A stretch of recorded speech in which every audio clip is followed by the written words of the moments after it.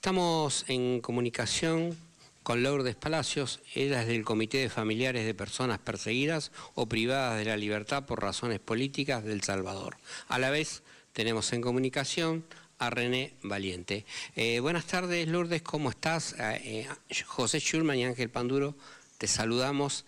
Estamos tratando el tema de la campaña de René Valiente, que se cumple un año de Ruth Valiente, que se cumple un año de estar presa. ¿Cómo estás y qué nos podés decir sobre la situación, cómo se está viviendo este tema?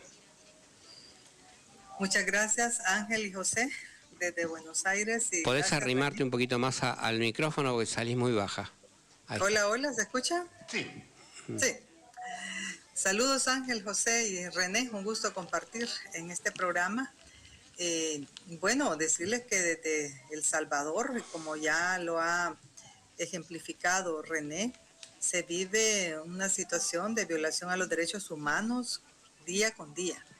Y en el caso de las personas presas políticas, todavía más, en el sentido de que no se le garantiza, estando en este sistema carcelario, no se le garantiza sus condiciones de integralidad. Por eso es que desde COFAPES hemos estado insistiendo en el respeto a sus derechos y en el cumplimiento de las normas, de las reglas de Nelson Mandela, que mandata a los estados a que no se les haga a las personas privadas de libertad los tratos crueles, inhumanos y degradantes. Hemos visto que con mayor opresión a los presos políticos se les trata de esta manera, porque además de que son considerados en esta tipificación, se les aplica el régimen de excepción, como bien ha explicado René, y por lo tanto no hay derecho a la visita familiar. En El Salvador nadie puede ver a una persona que está en la cárcel. No hay visita familiar, no hay contacto con los abogados. No puede, en ese sentido, el abogado hablar con su defendido, no puede trabajar con él una estrategia de defensa porque no hay acceso de los abogados a los centros penales. Pero por otra parte, el tema de la salud. Y Ruth ha sido ahora, en los últimos meses, un ejemplo vivo de esa situación, en que la salud de ella ha sido vulnerada, no se le ha informado a la familia la situación en la que ella pues tuvo que pasar, una cirugía que le realizaron, y no se le informó a la familia. A la fecha no se le ha informado de los resultados de los exámenes de la biopsia que se le estaba realizando a los tejidos que le fueron extraídos a ella. Entonces está en una condición delicada de salud y Ruth no ha tenido la posibilidad de conocer esa información, ni mucho menos su familia. Entonces, lo que sucede en el sistema carcelario salvadoreño es definitivamente incomparable con cualquier otra cárcel de Latinoamérica. Aquí se está a lo mejor dando como proceso este tipo de encarcelamiento que probablemente se vaya a querer implementar en otros lados, como ya se ha hecho en el caso de Costa Rica, que hasta ha llevado, el actual presidente salvadoreño, ha llevado, entre comillas, el modelo del SECOT a Costa Rica para impulsar un tipo de encarcelamiento en donde no hay ningún respeto a los derechos humanos de la persona.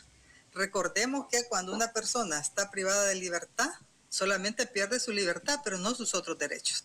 Y en el caso de El Salvador, esa es una situación bastante grave, que es producto, en el caso de los presos políticos, por supuesto, de esa persecución política y de esos casos amañados, arbitrarios, sin fundamento, como es el caso de Ruth, ¿verdad? En donde le han puesto un delito inicialmente, luego se lo cambiaron, pero en el fondo lo que existe es aquí vamos a decir, este tipo de persecución, este encarcelamiento que se da para Ruth, tiene como base en realidad la develación que ella ha hecho de todos los casos de corrupción en el actual gobierno. De toda la inconstitucionalidad de las leyes que ella ha planteado ante la Corte Suprema de Justicia. Dime, José. Sí, sabemos que hace un tiempito fuiste invitada a los Estados Unidos por algunos representantes, diputados, senadores. ¿Cómo les cae a esta gente casos como el de Ruth, que son tan contundentes, brutales, que niegan todo el edificio jurídico de los derechos humanos de medio siglo? ¿Qué es lo que dice, por ejemplo, un integrante del Senado o del Congreso norteamericano ante cosas como esta? Bueno, hemos presentado la realidad que se vive como país y de los hechos de persecución política y de los presos políticos y Ruth como presa política, y creo que la mejor muestra de respuesta a eso ha sido la carta, el pronunciamiento que ha sido presentado el día de ayer en una nota que firman entre congresistas y senadores. Son 9 personas funcionarias del Congreso de los Estados Unidos que envían esa nota a Marco Rubio, donde se le exige informe del estado de salud y las condiciones de Ruth.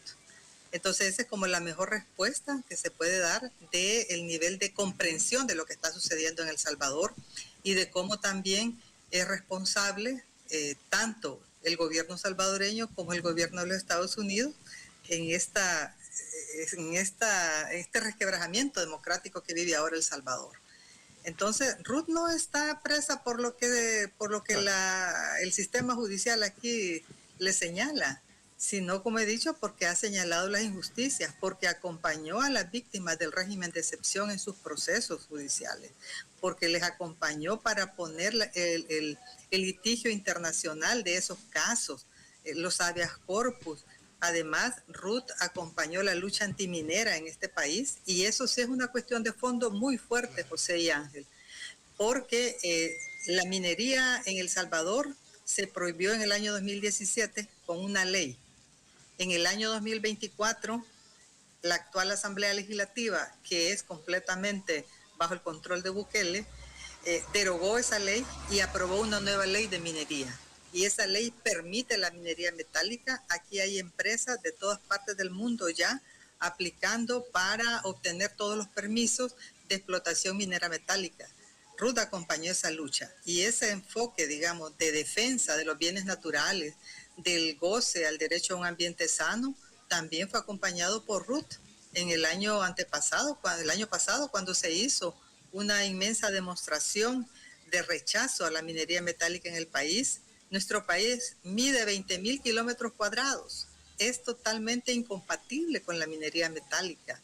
Dependemos de una sola cuenca, que es la cuenca del río Lempa. Y esos son los derechos que Ruth estaba defendiendo, junto con las organizaciones sociales y comunitarias. Y por eso, en realidad, esos intereses mercantilistas son los que la tienen en la cárcel. ¿Verdad? Eso es lo de fondo. Una pregunta para René. Y así están los otros defensores ambientales, defensores del agua también, que estuvieron en la cárcel y que han salido porque se ha demostrado efectivamente la falsedad de las acusaciones que se hacían contra estos defensores ambientales, contra estos defensores del agua, de tal manera que ha quedado claro que el interés es la minería metálica en El Salvador. No, una pregunta para René, porque él decía algo que bien conocemos aquí, ¿no? Que parte del lawfare es golpear muy duro la honra, el prestigio, la dignidad, la historia de los compañeros, de modo tal que no solo que no haya solidaridad, sino que la gente se aparte, ¿no? No es que sea aparte, sino se aparte, se aleje, ¿no? Eso fue estudiado incluso de terrorismo en Estado en la Argentina en el 76 al 82, que una de las explicaciones del nivel de barbarie, ¿no? Porque uno diría, supongamos, ¿por qué tirarle 70 tiros a una persona si con uno muere? Bueno, los otros 69 son para asustar, ¿no? La pregunta entonces es, el caso de Ruth suena muy fuerte, porque no fue funcionaria estatal, no pueden acusarla de corrupción porque no maneja dinero público, es mujer, profesional, académica. te hago algunas preguntas puntuales para tratar de entender. ¿Qué dice la Iglesia de El Salvador? ¿Qué dice la Facultad de Derecho de la Universidad de El Salvador?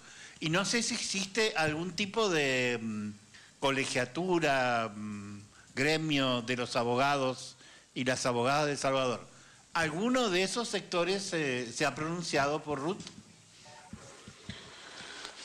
En múltiples ocasiones hemos tenido apoyos de diversas fuentes.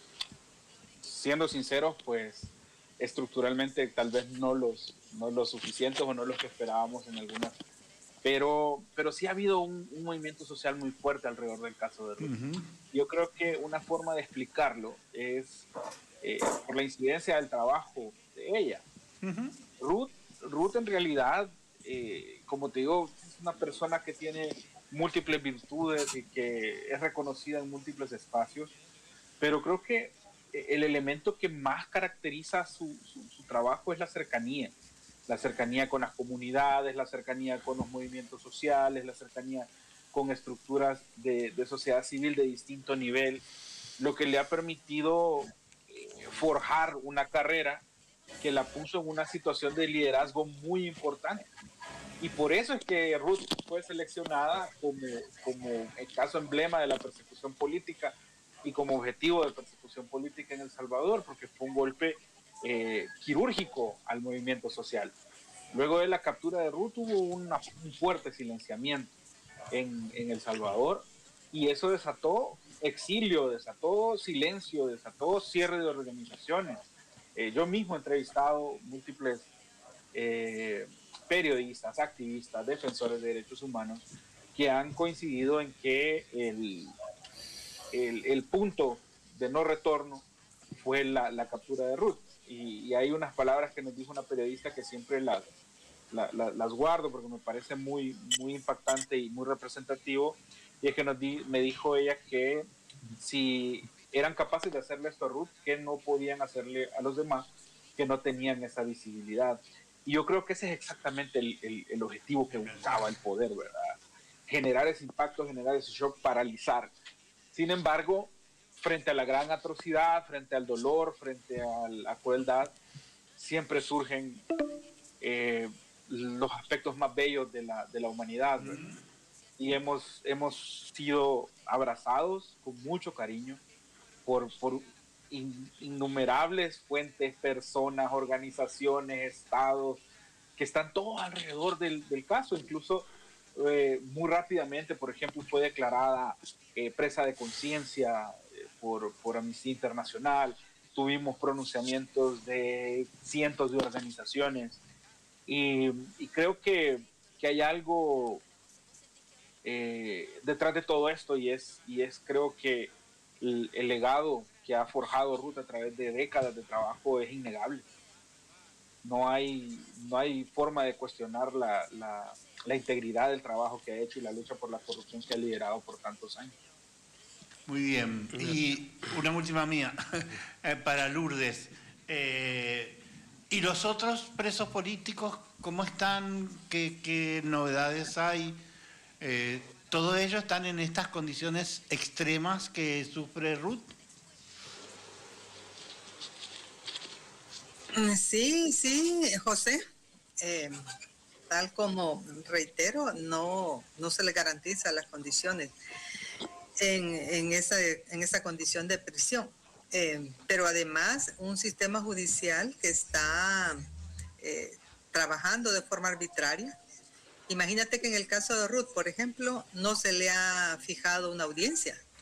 Ella tiene 1 año presa y no se le ha fijado audiencia. Entonces no se sabe para cuándo está. Como ella, igual todos los otros presos políticos, les alargan los plazos, y esa ha sido también la situación de los veteranos de guerra, donde hay excombatientes del FMLN y veteranos de la Fuerza Armada de El Salvador. En el caso que se conoce como Alianza El Salvador en Paz, ahí hay 10 personas que están prácticamente con un caso falso, con un caso inventado, creado, diciendo que iban a atentar contra el presidente, pero en realidad no ha habido, en estos 2 años, la Fiscalía no ha logrado documentar las pruebas que digan que eso es cierto. Entonces les alargan los plazos. No hay, como hemos dicho, contacto con sus familiares, ni tampoco acceso a la defensa, de tal forma que se vuelve una condición incierta. No hay esa garantía de la persona que diga el sistema judicial va a actuar apegado a derecho, sino que se realiza por órdenes de arriba y por eso se mantienen en esa condición de indefensión, ¿verdad? Decenas de presos políticos que están, unos ya tienen condena, otros no tienen condena, pero ni siquiera tienen ni audiencia preliminar, como es el caso también de Eugenio Chicas, quien fue presidente del Tribunal Supremo Electoral, un hombre que aportó a la construcción de la democracia, a la transparencia de los procesos electorales.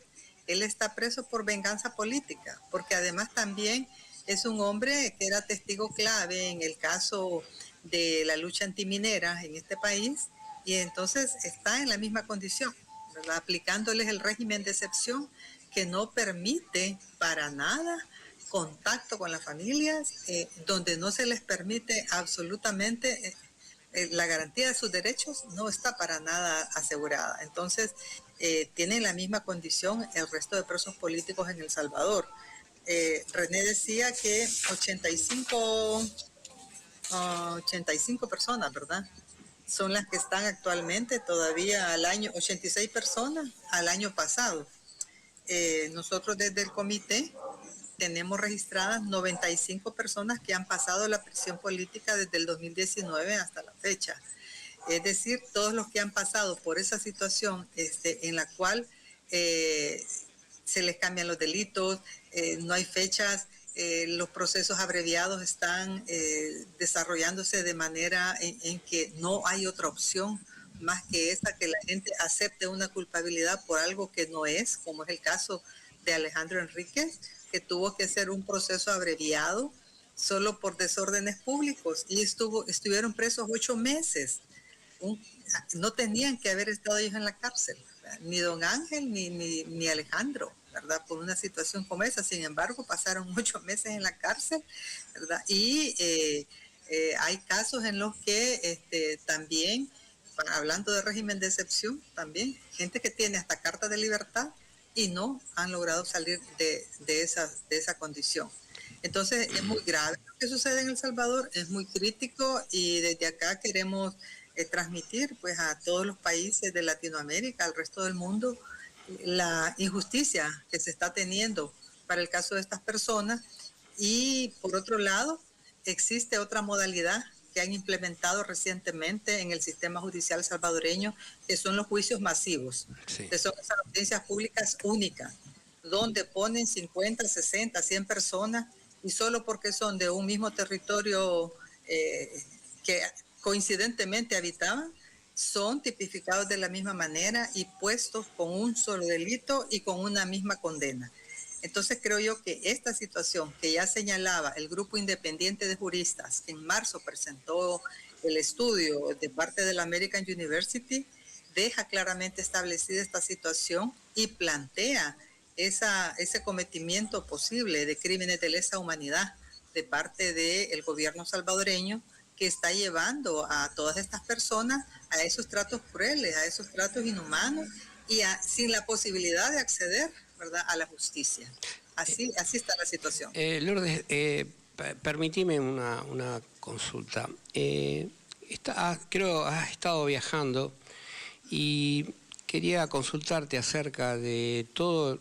¿Cuál es la respuesta que se encuentra en los organismos internacionales, en los organismos de otros países? ¿Cómo estás viendo que todo esto, cómo repercute? Porque, o sea, lo hablábamos en el bloque anterior con René y veíamos que, bueno, que esto pareciera que está en toda Latinoamérica, no pareciera, sino que está en toda Latinoamérica. El modus operandum sería muy similar. Y también, preguntarte cuál es la perspectiva que podés ver, ¿no?, a partir de la respuesta que se encuentra a nivel internacional.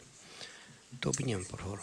Sí, fíjate que hay mucha receptividad, hay comprensión de lo que sucede, hay esos esfuerzos de solidaridad y acompañamiento que se expresan en el caso de Ruth, en el caso de los otros presos políticos, esa solidaridad de saber lo que están pasando las familias, sus amigos, compañeros, colegas. Hay comprensión de la situación y creo yo que a esas alturas, bueno, nosotros como COFAPES tenemos ya 5 años de existencia, nos agrupamos porque no sabíamos ni qué hacer, ¿verdad? Entre amigos y familiares no sabíamos qué hacer ante esas capturas arbitrarias. Ahora ya tenemos 5 años y valoramos que a estas alturas ya se conoce esta situación, no solamente para aquellas personas que fueron funcionarias de un gobierno de izquierda, sino que la persecución política se ha, como coincido con René, ¿verdad?, en que se ha extendido a estos defensores y defensoras de derechos humanos, a estos ambientalistas, a sindicalistas, a líderes indígenas de la lucha de los pueblos originarios. Entonces, todo eso ahora tiene ya un nivel de comprensión y de conocimiento en otros países y en otros organismos que ha llamado la atención, y por eso señalo el informe de este grupo independiente de juristas, el informe que se conoce del grupo HIPES, porque allí está, pero radiografiada la situación salvadoreña, y es importante que ha sido retomado por parte de muchos funcionarios que están llevando esta información y se está compartiendo y se están haciendo y buscando las posibilidades de acompañamiento para los juicios justos en El Salvador. Ruth tenía razón cuando ella fue presentada públicamente. Decía, quiero un juicio público, porque resulta que también acá se está utilizando la modalidad de que tienen reserva los casos para que la opinión pública no los conozca. Claro. Pero a través de la denuncia nacional e internacional es que se está conociendo esta situación y ha tenido, como he dicho, este nivel de comprensión, acompañamiento y solidaridad. Y se demuestra en estos resultados, que como la carta que han firmado los congresistas, o también el acompañamiento que el diputado Frank Schwabe de Alemania está haciendo para Ruth, para que se le esté informando del caso, para que el gobierno salvadoreño también asuma la responsabilidad de la condición de Ruth, eso es importante.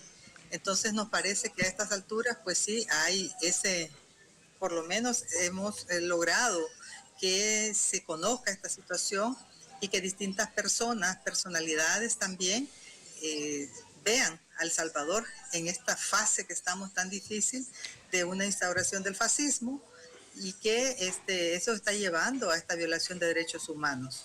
¿Crees que el modelo de Salvador es un modelo a seguir para la región, donde se ve crudamente, ¿no? Hay imágenes que han llegado de allá que son realmente crueles, ¿no? O sea, ¿crees que es un modelo así a seguir? O sea, que el sistema está probando diferentes cosas. Acá en la Argentina tenemos al payaso Milei, que hace punta en cualquier situación como para resaltar, ¿no? Y lo que llega de allá, de El Salvador, son imágenes muy crudas en cuanto al trato, ¿no? O sea, pareciera más que trabajar con seres humanos, con bichitos, ¿no? Con cosas que hablábamos antes, ¿no? Esta estigmatización que se hace sobre el ser humano, ¿no? Estamos hablando de seres humanos.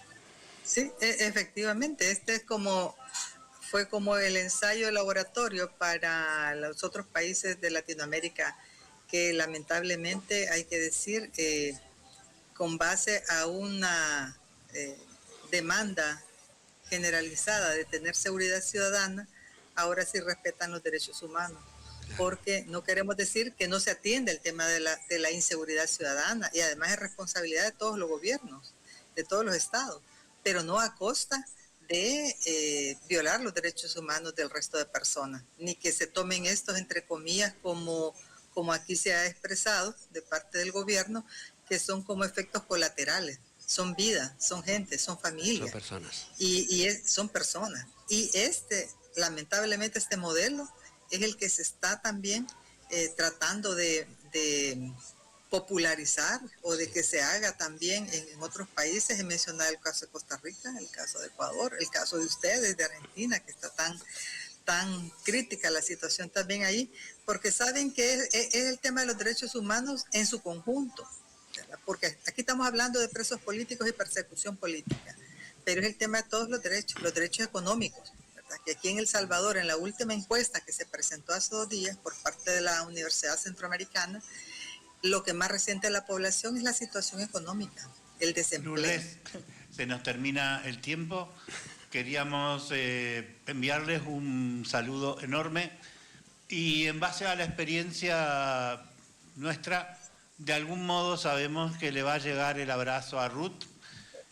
Sabemos que la solidaridad puede cruzar muros y llegar a los compañeros y este programa se hace para eso. Nadie suelta la mano de nadie, libres les queremos. Gracias por la claridad. Después vamos a seguir con René, me interesa mucho la discusión conceptual del tema, pero agradezco la claridad conceptual y el compromiso de ustedes. Gracias. Un abrazo. Gracias, René. Gracias, Lourdes. Gracias. Vamos a estar nuevamente en comunicación, seguramente. Muchas gracias.